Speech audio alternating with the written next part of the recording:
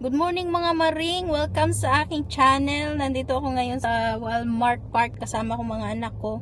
So ayan, naghahanap ako ng salon mga maring dahil ipapagupit ko yung buhok ko at ng mga bata. Ang hirap pala dito kapag maghanap ng salon, no? Kasi kailangan talaga may appointment, tapos bihira lang ang nag-a-accept ng walk-in. So marami akong tinawagan ng salon, wala namang sumasagot. At nagte-text ako, walang nagre-reply. So nag door to door ako ng mga hair salon dito, ay hindi sila nag-accept ng walk-in. At isa lang ang nagtatrabaho sa salon. So itatry ko dito sa Walmart kung mag-accept pa sila ng walk-in. Ang mahal pa naman ng haircut ngayon maring, mag-range siya $35 to $40 sa adult. Tapos sa bata naman ay $15 to $25. So mahal talaga dito ang haircut. At saka mag-grocery shopping din ako mga maring ng konti. So pasok tayo sa Walmart. Nakaputol na kami ng buhok dito sa Walmart maring. Ang dali lang. Sobrang dali lang yung putol ng buhok maring. Ganyan talaga dito maring, madalian. Yung parang basta yung bangs na pinutol ko ay gusto ko pa sanang i-ano siya, parang i-shred ba, yung parang pag ganun, pero hindi niya ginawa, so okay lang. Mag-aantay na lang ako na makapunta ng Pinas para 100% satisfied. Yung mga bata naman ay naputol din kanyang buhok, si Riley, pero hindi naman ganun ka short. At si Lily din, first time niyang naputulan ng buhok ever since newborn. Okay, Lily, turn around, Lily. Turn around, baby girl. Ayan. So, nabago lang yung tip. Ayan. So, ang nabayaran namin lahat maring ay 76. No, baby girl, we gotta get the grocery first. That looks so cute. I know. That might look cute on you. Ah, mga bra. Ang daming bra. No, I don't need new bra, baby girl. Dang. It feels like I'm breathing to I'll get chocolate milk Look at me, white milk. and white milk. Not that one. Mommy, it feels like I'm freezing to death. It's heavy. It feels like I'm freezing to death. Pati na itlog maring. Wow, yung itlog ay $13 na. Wow, bumaba siya. Patay ng isang box.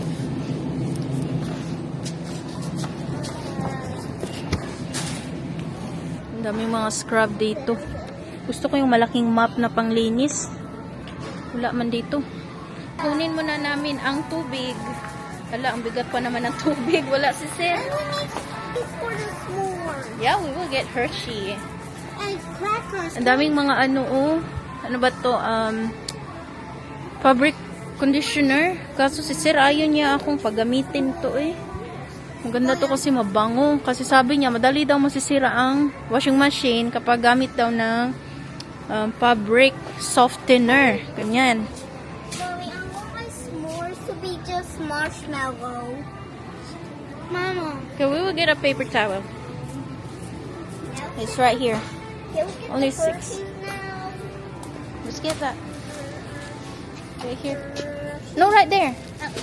Right here, because we're gonna get a water. There. And we will get water.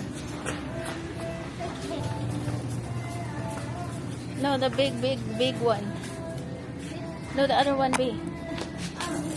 I don't think you can get that. So, it'll be moving.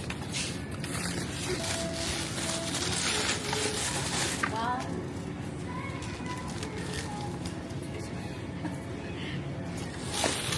Look who's struggling.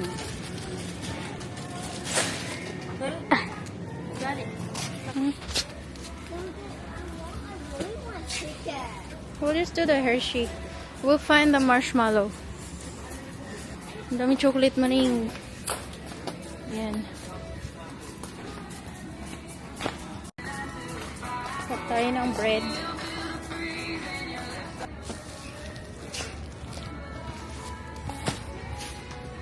Wow, ang laki ng bread. $2. Leaf shape siya.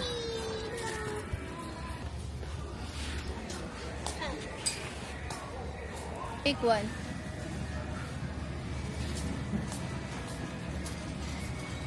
Right in there. Can we get jello? Tapos na kami na mag-shopping mga maring. Grabe, ang init. May fireworks dyan na store mga maring dahil malapit na yung Independence Day dito, July 4. Kaya may nagbibenta ng fireworks dyan.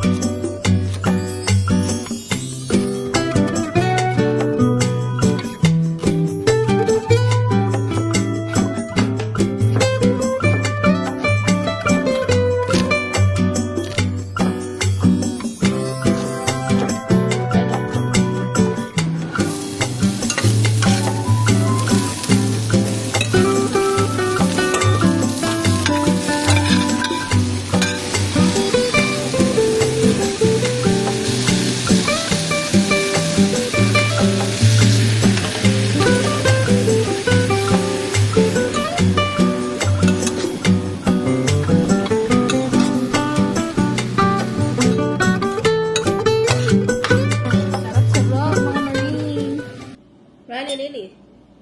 Ano eat, babe? Kain tayo mga maring. Natapos na ako magluto. Ito na ang aking pagkain. Ang sarap ng beef. Ayan siya. Nilagyan ko siya ng gochujang. Ang sarap.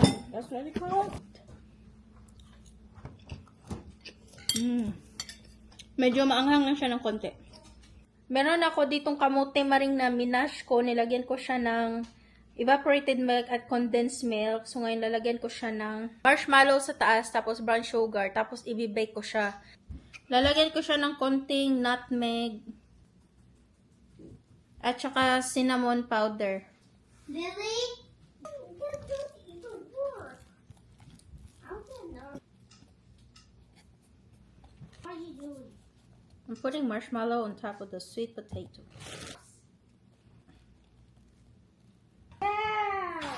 But no.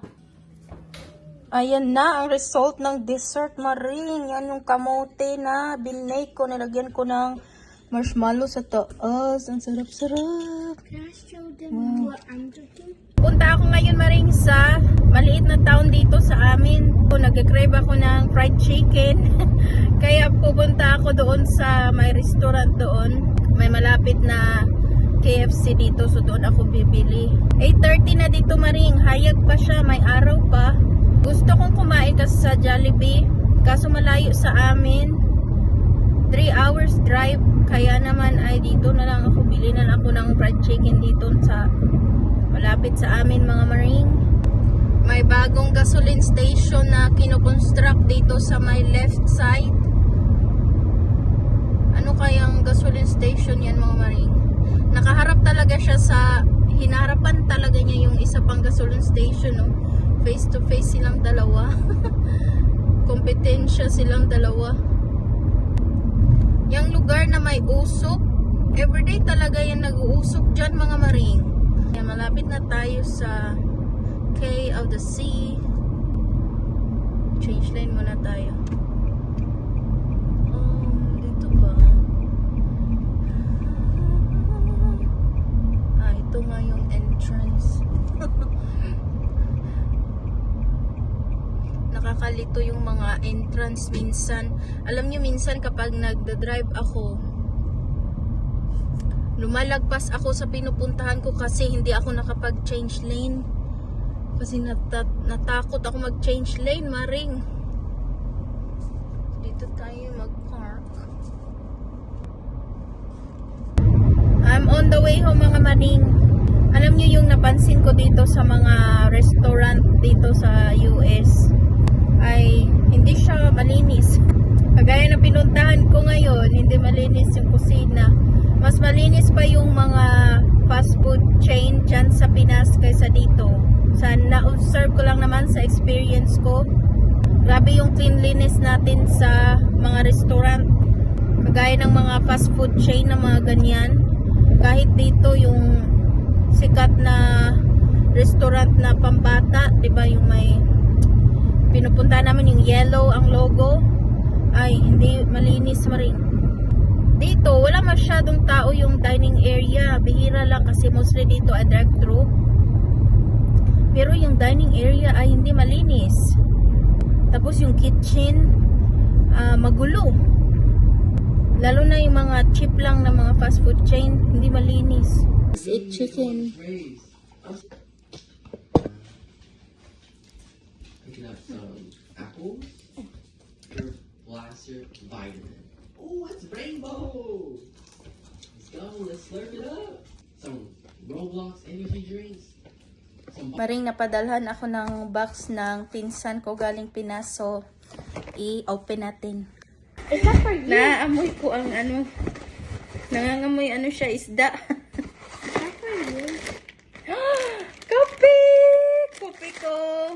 And bagoong. What's this? Oh, what? Nag-leak ang ginamos. New things that I never tried. What's this? Hala, nag-leak siya, pero humot kaayo ang ginamos, Maring. As in. A bust. Nabuak. All around Is that for you? sausawan, bagoong. And ginisang What is alamang. that? Sarap. At kape, tamang-tama. Kakape ako ngayon dahil umaga naman rin. Kape ko. I'm so happy.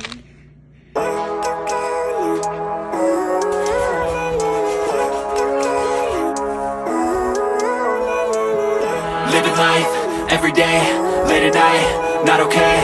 All I want, and I pray, all I need are some better days. So foggy, but I've never seen clearer. I don't really think anyone can save me, and honestly I'm not really sure I want saving. I like to be my own worst enemy. There's no risk if you don't try at anything, so I'ma just keep buying everything. Nandito tayo sa Big Lots, Maring. Ang daming mura dito, oh. Yan, may wheel cover. Tig ano lang siya. $7. Babe, it's right here. $7 only. Well, you want one for your phone? You say you want one because it's hot. Yeah, It's you remember when you were gonna get a new stove that was outside and you burned it? Meron din silang tub. Oh, next time when you buy a tub, you get it from here. It's $12. Big tub. They're not the same size. Hmm? Not the same size. Nice. Ang daming mga ano dito, Maring. Mura lang. Come here. Ano kasi ito, Maring, discount store. So, napakamura lang dito. Meron silang dresses dyan. For fur. Well, I think one. I like that one. So you're getting it. You don't want that one. Because this one later on will come off. They even have this. $12 only, babe, for the back. Protection for your back. Mama, look, there's a little tiny stool. And this one is headrest. Here, for your back. What is this? Floor mat. Oh, we already have floor mat. Wow, there's so much kitchen stuff. Ito mga Maring, ang dami. Pa dyan. Baking pans. They got baking pans, babe. We need new baking pan. Wow, ang ganda. Ang store na to nag-post sila months ago na mag-close na daw sila. Pero, pagbalik namin open, nag-comeback sila mga Maring.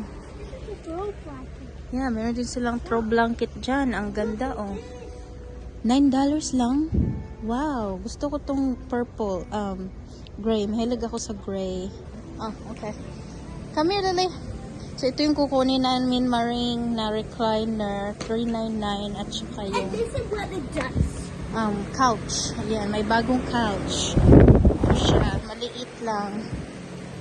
So, discounted na siya mga maring $499. Meron silang table set. Ang ganda. Mura lang siya maring. So, hindi na daw namin kukunin itong blanket dahil mas so short na kami. I know her movie. Wow, merong bamboo na pang organizer. Ang daming bago nilang display. Mga pang kitchen. Okay, don't touch anything. We're gonna go. Finally, maring ay nabili na namin yung recliner at saka yung couch. Ayan na, maliit lang siya. Mas malaki yung old namin. So, maliit yung pinili namin kasi gusto ni Sir ng recliner para magkasya dyan. So, ayan, meron na. Tsaka mga maring, nakabili na kami ng bagong lawnmower. Si Sir. Nag-mower si Sir doon sa labas. And si Sir finally riding na siya sa bago naming lawnmower. So, hindi na kami tuklod ng tuklod mga maring. Dahil nakakuha na kami ng lawnmower. Ayan. Finally. Mahirap kasi yung push mower maring kapag mataas na yung grass. Ay, mahirap talaga. Sobrang kinakain niya yung time mo at saka yung lakas mo. Dahil mauubos talaga yung energy mo sa kaka-push ng mower na yon. So, finally, ay nakakuha na kami mga maring. Kasi meron kasing ano doon sa tindahan na pwedeng kumuha kahit walang down payment. So, yun nakuha namin. So, syempre, hindi yun cash. Payment every month. So, alam niyo naman dito sa Amerika, utang is life. Iniisip ko pa paano ko i-arrange itong couch kasi parang ano siya, parang nakikita lahat. Wala kasing divider yung ano namin, kitchen at saka yung living room. So, laos-laos talaga yung paningin mo mga maring, ang view. At kanina palang umaga ay nagpintura din ako dyan sa likod ng TV. So, natapos ko na siyang pinturahan. At, ayan, maglilinis muna ako, magluluto ng hapunan. Ang aming ulam ay tilapia mga maring. Lagay ko lang siya sa oven dahil hindi kami kumain ng tanghalian at hapunan. Hapunan na, anong oras na ngayon? 8 PM na mga maring, no? Maliwanag pa rin sa labas. So, yung sunset naman dito ay mga 8:35, 8:40. So, ayan. Bibake ko na lang ito dahil wala na talagang time. Dahil halos whole day kami paikot-ikot. Ayan mga maring, ang mga ganap sa buhay ko dito sa US. I hope na nag-enjoy kayo mga maring. See you na naman sa next vlog. Bye!